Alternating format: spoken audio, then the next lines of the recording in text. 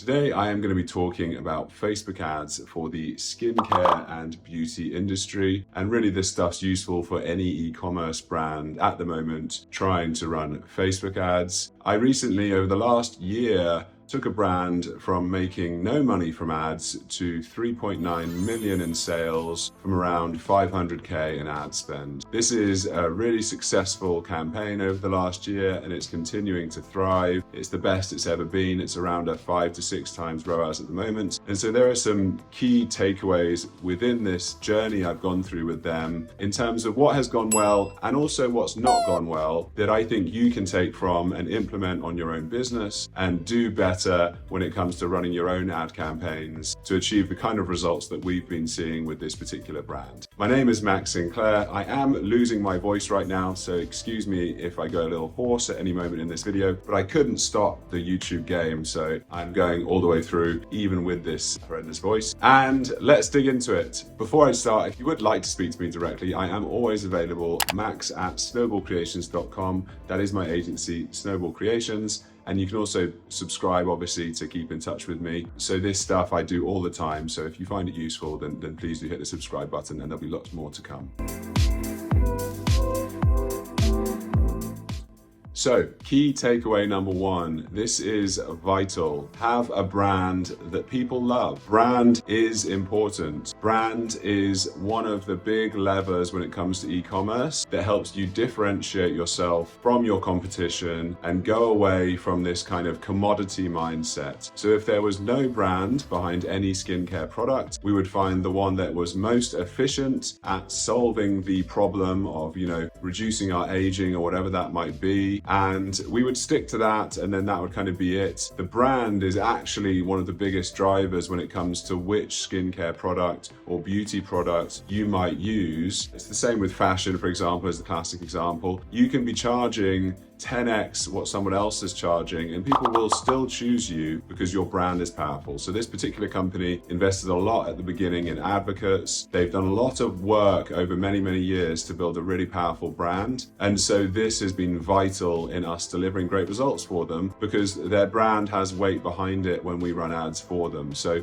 you need to do that. Short answer of how to do that is use influencers. Influencers are a great way to kind of use somebody else's brand to attach to yours, and then that helps to bring credibility up within yours. You can also just do a good job and keep doing a good job and keep delivering and executing over many, many years, and that's also how you build a good brand. Takeaway number two, so have a great average order value and also lifetime value. So average order value as in when someone makes a purchase, how much do they spend? So this particular company, it's much higher, it's up over 100 average order value for their product. And so when we make a sale, we could spend say $20, $30 to get that sale and be making say 100 plus back. And so it's much easier to become profitable if you have a higher average order value. So that could be more premium pricing, or it could just be combining products into a single thing, because that was really important. I'll talk about it later in the video. The other part to that is the lifetime value. So the amazing thing about skincare sets, a really great story to kind of exemplify this, is your lifetime value is that they make the first purchase, but then they may come back and make another purchase and another. And so the lifetime value is how much do they on average spend over a lifetime with your brand. So my agency, for example, we live off this because people don't just work with us for 1 month, they work with us for many months. So our lifetime value is much higher,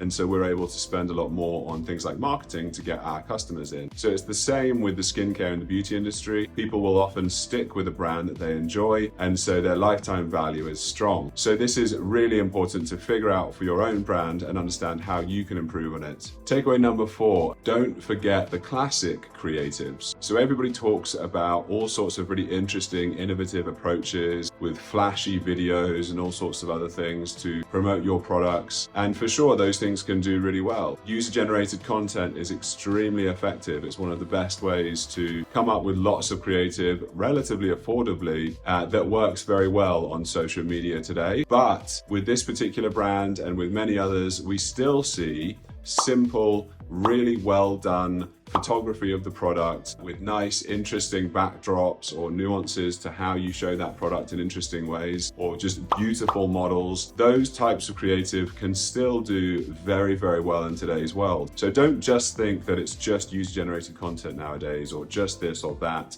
Make sure that you have a broad variety of variants. My agency, this is kind of one of our USPs, I would say, is that how we do our testing, and broad variety of variants is one of the most vital parts of that. And takeaway number 5, sets or combinations of products in some way generally do very well. So I talked about average order value earlier. So this is one of the ways that you can really push that up. And also customers just like it, and it often makes sense. For example, skincare sets or certain combinations of beauty products. Like say, if you're trying to have beauty products connected to your face, you might have a combination of your products, which are the kind of suite of products available, needed to complete your look. So these types of things are a really great way to increase your average order value, and so be able to spend more on your ads and still be profitable, and just generally make more money, and also often add more value to your customer because it kind of completes that need for them. Like skincare is a really classic, obvious one.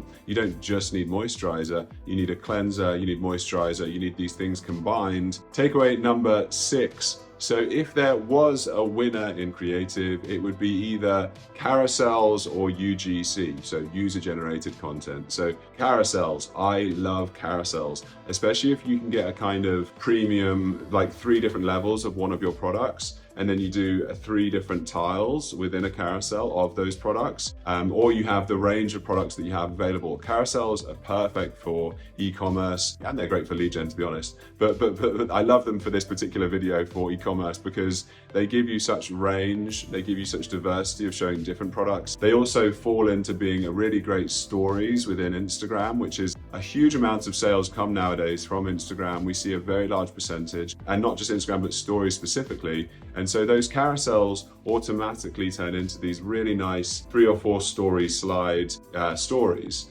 And they work really well in Reels as well. So it naturally ends up as a really nice creative in many ways. And then UGC, user-generated content. I was at a conference recently, and I've said this before, and they reminded me of it. It's a really great phrase, is make your ads not look like ads. So like I said, sometimes ads do work, the ad look like ads, like I just talked about earlier, but user-generated content is great because it doesn't feel like you're being sold in the same way. And so they really are very often some of the best performing ads as well. So, and you can do them really cheaply, like convince 10 of your friends to just do a video talking about your product and why they love it. And one of those videos could do surprisingly well. It does not need to be well edited. If anything, bad editing can be in your favor, actually. And number 7, keep your stock in mind. So this company that I'm talking about, that we made 3.9 million in sales from 500K in ad spend, we would have made a lot more, but we had to kill all of our top performing campaigns for quite a significant period of time, over several months, because basically we sold out all of their top selling products. They had not expected the impact that we were going to deliver for them as a company, and so they under ordered.